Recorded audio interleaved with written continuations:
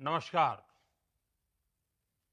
हम सभी ने बीते दिनों में देश का सामर्थ्य और उसका संयम दोनों देखा है। मैं सबसे पहले भारत की पराक्रमी सेनाओं को, सशस्त्र बलों को, हमारी खुफिया एजेंसियों को, हमारे वैज्ञानिकों को, हर भारतवासी की तरफ से सैल्यूट करता हूं। हमारे वीर सैनिकों ने ऑपरेशन सिंदूर के लक्ष्यों की प्राप्ति के लिए असीम शौर्य का प्रदर्शन किया। मैं उनकी वीरता को, उनके साहस को, उनके पराक्रम को आज समर्पित करता हूं हमारे देश की हर माता को, देश की हर बहन को और देश की हर बेटी को ये पराक्रम समर्पित करता हूं। साथियों, 22 अप्रैल को पहलगाम में आतंकवादियों ने जो बर्बरता दिखाई थी, उसने देश और दुनिया को झकझोर दिया था। छुट्टियां मना रहे निर्दोष मासूम नागरिकों को धर्म पूछकर उनके परिवार के सामने, उनके बच्चों के सामने बेरहमी से मार डालना, यह आतंक का बहुत विभत्स चेहरा था, क्रूरता थी। ये देश के सद्भाव को तोड़ने की घिनौनी कोशिश भी थी। मेरे लिए व्यक्तिगत रूप से ये पीड़ा बहुत बड़ी थी।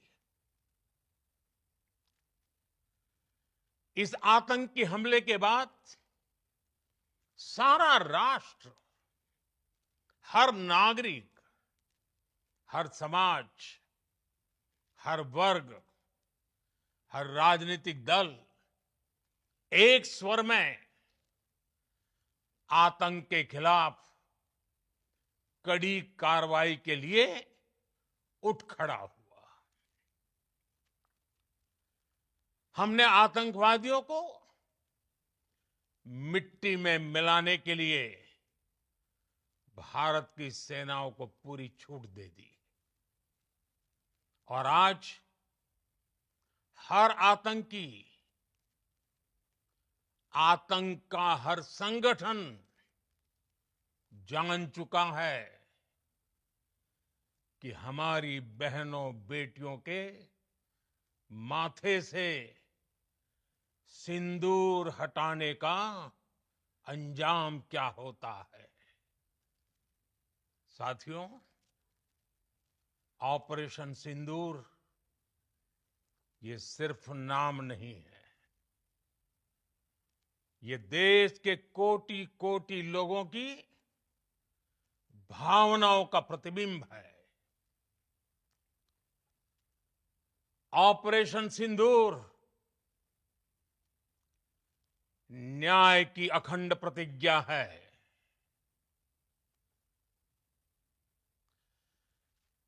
6 मई की देर रात, 7 मई की सुबह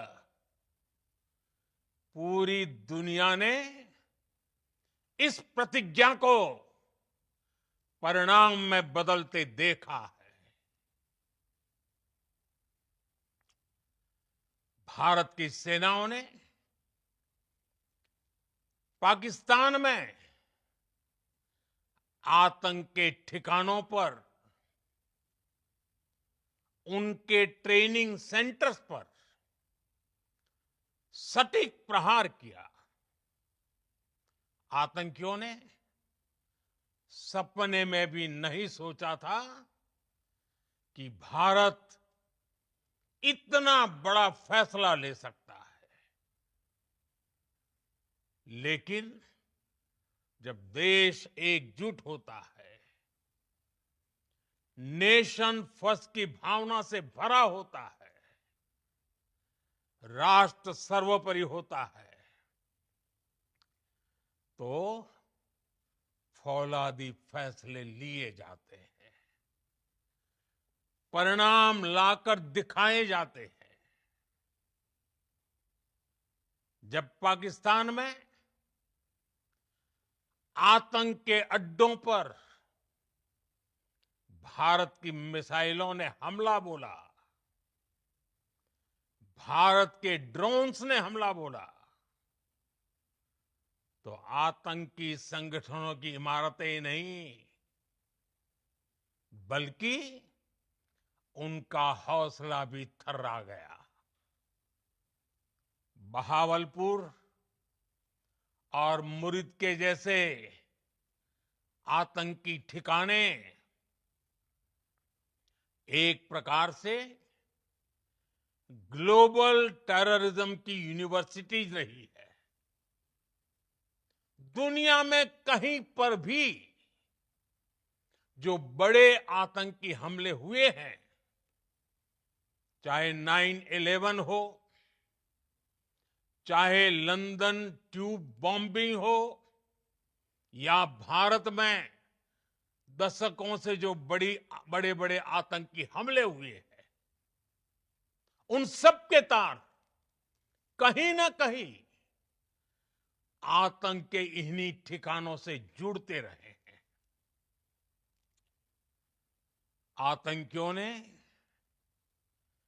हमारी बहनों का सिंदूर उजाड़ा था, इसलिए भारत ने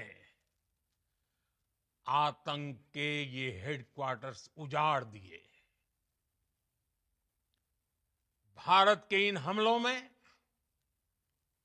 100 से अधिक खूंखार आतंकवादियों को मौत के घाट उतारा गया है। आतंक के बहुत सारे आका बीते 2.5-3 दशकों से खुलेआम पाकिस्तान में घूम रहे थे, जो भारत के खिलाफ साजिशें करते थे। उन्हें भारत ने एक झटके में खत्म कर दिया। साथियों, भारत की इस कार्रवाई से पाकिस्तान घोर निराशा में गिर गया था, हताशा में गिर गया था, बौखला गया था। और इसी बौखलाहट में उसने एक और दुस्साहस किया। आतंक पर भारत की कार्रवाई का साथ देने के बजाय पाकिस्तान ने भारत पर ही हमला करना शुरू कर दिया। पाकिस्तान ने हमारे स्कूलों, कॉलेजों को, गुरुद्वारों को, मंदिरों को, सामान्य नागरिकों के घरों को निशाना बनाया। पाकिस्तान ने हमारे सैन्य ठिकानों को निशाना बनाया। लेकिन इसमें भी पाकिस्तान खुद बेनकाब हो गया। दुनिया ने देखा कि कैसे पाकिस्तान के ड्रोन्स, पाकिस्तान की मिसाइलें भारत के सामने तिनके की तरह बिखर गई। भारत के सशक्त एयर डिफेंस सिस्टम ने उन्हें आसमान में ही नष्ट कर दिया। पाकिस्तान की तैयारी सीमा पर वार की थी, लेकिन भारत ने पाकिस्तान के सीने पर वार कर दिया। भारत के ड्रोन्स, भारत की मिसाइलों ने सटीकता के साथ हमला किया। पाकिस्तानी वायुसेना के उन एयरबेस को नुकसान पहुंचाया, जिस पर पाकिस्तान को बहुत घमंड था। भारत ने पहले 3 दिनों में ही पाकिस्तान को इतना तबाह कर दिया जिसका उसे अंदाजा भी नहीं था। इसलिए भारत की आक्रामक कार्रवाई के बाद पाकिस्तान बचने के रास्ते खोजने लगा। पाकिस्तान दुनिया भर में तनाव कम करने के लिए गुहार लगा रहा था और बुरी तरह पीटने के बाद इसी मजबूरी में 10 मई की दोपहर को पाकिस्तानी सेना ने हमारे डीजीएमओ को संपर्क किया। तब तक हम आतंकवाद के इंफ्रास्ट्रक्चर को बड़े पैमाने पर तबाह कर चुके थे। आतंकियों को मौत के घाट उतार दिया गया था। पाकिस्तान के सीने में बसाए गए आतंक के अड्डों को हमने खंडहर बना दिया था। इसलिए जब पाकिस्तान की तरफ से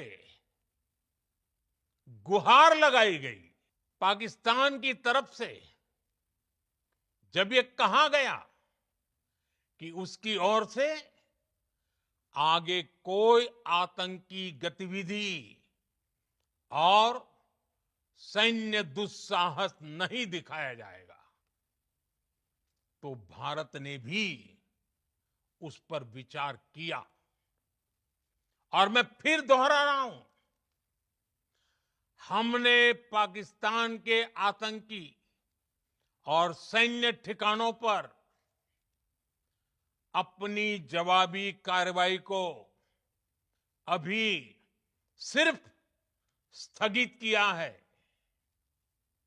आने वाले दिनों में हम पाकिस्तान के हर कदम को इस कसौटी पर मापेंगे कि वो क्या रवैया अपनाता है। साथियों, भारत की तीनों सेनाएं, हमारी एयरफोर्स, हमारी आर्मी और हमारी नेवी, हमारी border security force BSF, Bharat के अर्धसैनिक बल लगातार अलर्ट पर है।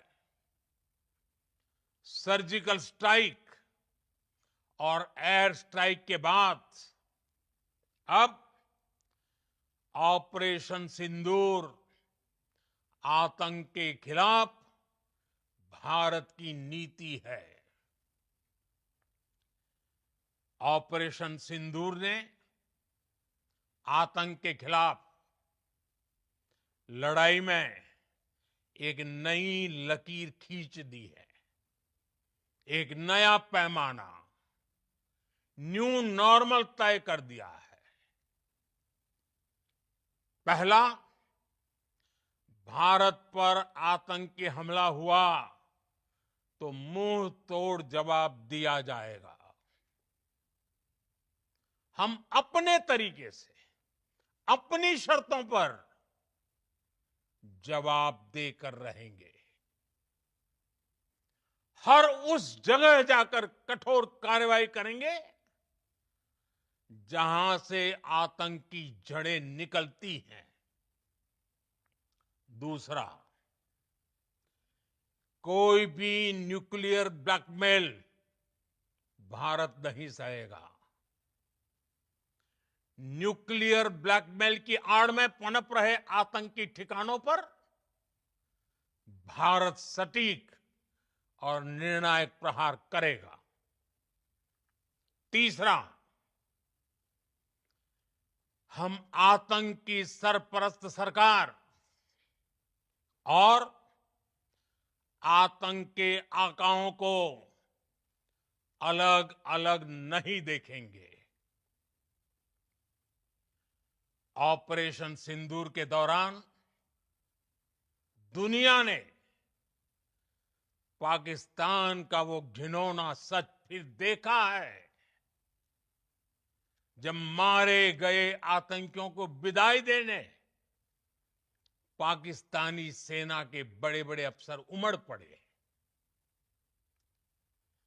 स्टेट स्पॉन्सर्ड टेररिज्म का ये बहुत बड़ा सबूत है। हम भारत और अपने नागरिकों को किसी भी खतरे से बचाने के लिए लगातार निर्णायक कदम उठाते रहेंगे। साथियों, युद्ध के मैदान पर हमने हर बार पाकिस्तान को धूल चटाई है और इस बार ऑपरेशन सिंदूर ने नया आयाम जोड़ा है। हमने रेगिस्तानों और पहाड़ों में अपनी क्षमता का शानदार प्रदर्शन किया और साथ ही न्यू एज वॉरफेयर में भी अपनी श्रेष्ठता सिद्ध की। इस ऑपरेशन के दौरान हमारे मेड इन इंडिया हथियारों की प्रामाणिकता सिद्ध हुई। आज दुनिया देख रही है 21वीं सदी के वॉरफेयर में made in India defence equipments, इसका समय आ चुका है। साथियों, हर प्रकार के आतंकवाद के खिलाफ हम सभी का एकजुट रहना, हमारी एकता हमारी सबसे बड़ी शक्ति है। निश्चित तौर पर ये युग युद्ध का नहीं है, लेकिन ये युग आतंकवाद का भी नहीं है। टेररिज्म के खिलाफ जीरो टॉलरेंस,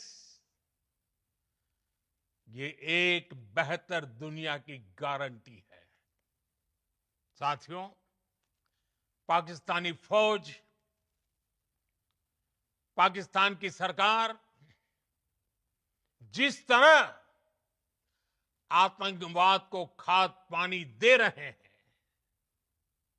वो एक दिन पाकिस्तान को ही समाप्त कर देगा।